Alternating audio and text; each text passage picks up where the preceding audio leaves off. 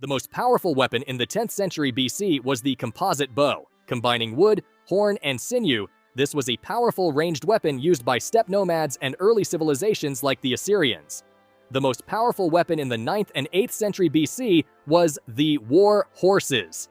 Domesticated horses, especially trained for warfare, became integral to military strategy, particularly for cavalry and chariot use. The most powerful weapon in the 7th century BC was the triremes.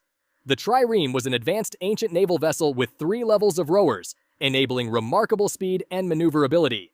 Armed with a bronze ram at the prow, it was a formidable weapon in naval warfare.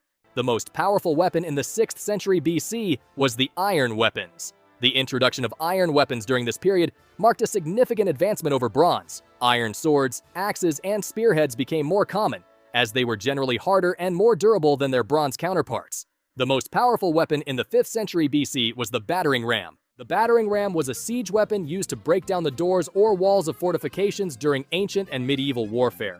It typically consisted of a large, heavy beam with a metal head, sometimes shaped like a ram's head, suspended by ropes or chains. The ram would be repeatedly swung or thrust against the target until it gave way. Battering rams were often mounted on wheeled frames to allow for easier maneuverability and were used in conjunction with other siege engines and tactics to breach enemy defenses. The most powerful weapon in the 4th century BC was the catapult. The catapult was a type of ancient siege engine used for hurling large projectiles at enemy fortifications. It operated on the principle of stored energy, usually using tension, torsion, or gravity to launch its payload. Catapults came in various forms, including the ballista, which was like a giant crossbow, and the onager, which used a sling to launch projectiles. The most powerful weapon in the 3rd century BC was the war elephants. Used by armies like those of the Carthaginians and Seleucids, war elephants were both psychological and physical weapons on the battlefield. The most powerful weapon in the 2nd century BC was the Chinese crossbow. The Chinese developed advanced crossbow technology, giving their soldiers a significant ranged advantage. Even elephants can't do anything in front of it. The most powerful weapon in the 1st century BC and the 1st century AD was the scorpion. The Roman scorpion was an ancient artillery weapon used by the Roman army, resembling a large crossbow mounted on a tripod or carriage. It was capable of launching bolts or arrows with significant force and accuracy, often used in siege warfare to breach fortifications or in open battles to disrupt enemy formations. In the 2nd, 3rd, and 4th centuries, there were no new interesting weapons, and weapons such as horses, catapults, and elephants remained the most commonly used in wars. In the 5th, 6th, and 7th centuries, Greek fire was one of the most powerful weapons, alongside the weapons I mentioned earlier. Greek fire was an incendiary weapon used by the Byzantine Empire, particularly in naval warfare. It was a liquid that could be sprayed or hurled at enemy ships, igniting on contact and burning fiercely even on water. The exact composition of Greek fire was a closely guarded secret, but it was said to include a mix of flammable substances like petroleum, sulfur, and quicklime, creating a substance that was difficult to extinguish and highly effective in combat. In the 8th century, longships were one of the most powerful weapons of that time. The longship or longboat was a type of ship used by the Vikings for trade, exploration, and warfare during the Viking Age. It was long and narrow, designed for speed and agility, with a shallow draft that allowed it to navigate rivers as well as open seas. Longships were clinker-built, with overlapping planks held together by iron rivets. They were propelled by oars and a single square sail, making them highly maneuverable. In the 9th and 10th centuries, siege towers were among the most powerful weapons. The siege tower was a massive, multi-story structure on wheels, used to approach and scale the walls of fortifications during medieval sieges. It housed soldiers who could engage defenders from its elevated platforms and featured ladders or drawbridges to access the battlements. Siege towers played a pivotal role in overcoming fortified defenses, allowing attackers to breach walls and enter enemy strongholds. Also, during these 2 centuries, gunpowder was invented in China, and the Chinese fire lance was one of the first firearms. An early form of a gunpowder weapon, the fire lance was a spear fitted with a tube containing gunpowder that could shoot flames and shrapnel at enemies when ignited. This innovative design not only allowed for the projection of fire and explosive fragments, but also marked a significant step in the evolution of firearm technology. The fire lance is considered a precursor to modern firearms and rocket launchers. In the 11th and 12th centuries, the trebuchet was one of the most powerful weapons. The trebuchet, a medieval siege weapon, used a counterweight mechanism to propel projectiles. It was highly effective in breaching fortifications due to its ability to launch heavy objects over long distances with great force. The trebuchet played a significant role in medieval warfare, especially in sieges, where it was used to target walls, buildings, and defenders. The longbow was also one of the most used weapons during these 2 centuries, but of course, it wasn't the most powerful.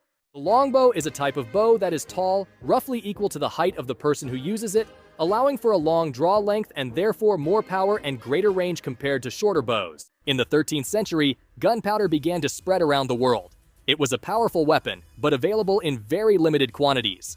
Early hand cannons and basic firearms began to appear, though their impact would become more pronounced in later centuries. Advanced firearms began to appear in the 14th century, such as hand cannon and bombard. In the 15th century, the matchlock firearms such as the arquebus and large cannons like the bombard were the most powerful weapons. Bombards like the Turkish basilica used by the Ottomans during the fall of Constantinople in 1453 were capable of hurling massive stone projectiles, bringing down even the most robust walls. The arquebus was an early firearm that appeared in the 15th century and was used until the 17th century. It was a long-barreled gun with a matchlock mechanism, making it one of the first firearms to have a trigger. The arquebus was effective against armor at short range, but it was slow to reload and often inaccurate. Despite its limitations, it played a significant role in changing the nature of warfare, leading to the decline of traditional melee combat and the rise of firearms on the battlefield. In the 16th century, firearms became more advanced, with weapons such as the musket, naval cannons, and early forms of grenades emerging. The musket, a shoulder-fired firearm, emerged in the 16th century and evolved from the arquebus. It became a staple of warfare from the 17th to the 19th centuries, used by infantry in massed formations. Muskets were muzzle-loaded, smooth-bore firearms initially operated by matchlock, then flintlock, and later percussion cap mechanisms. In the 17th and 18th centuries, artillery was one of the most powerful weapons, alongside more advanced muskets, rifles, and warships. In the 18th century, artillery underwent significant advancements, with various types of cannons being the primary artillery weapons used. These cannons included smoothbore muzzle loading guns of different calibers and sizes, such as field guns, siege guns, and naval guns. They were mounted on carriages for mobility, used in massed formations to deliver devastating volleys of fire, and played a crucial role in shaping the tactics and outcomes of battles during this period. In the 19th century, more advanced weapons emerged such as the rifled musket, ironclad warships, the Maxim gun, naval mines, and explosive shells. The ironclads were steam-powered warships protected by iron or steel armor plates. Their introduction marked a major shift in naval warfare, making wooden ships obsolete. The Maxim gun was the first recoil-operated machine gun invented by Sir Hiram Maxim in the late 19th century.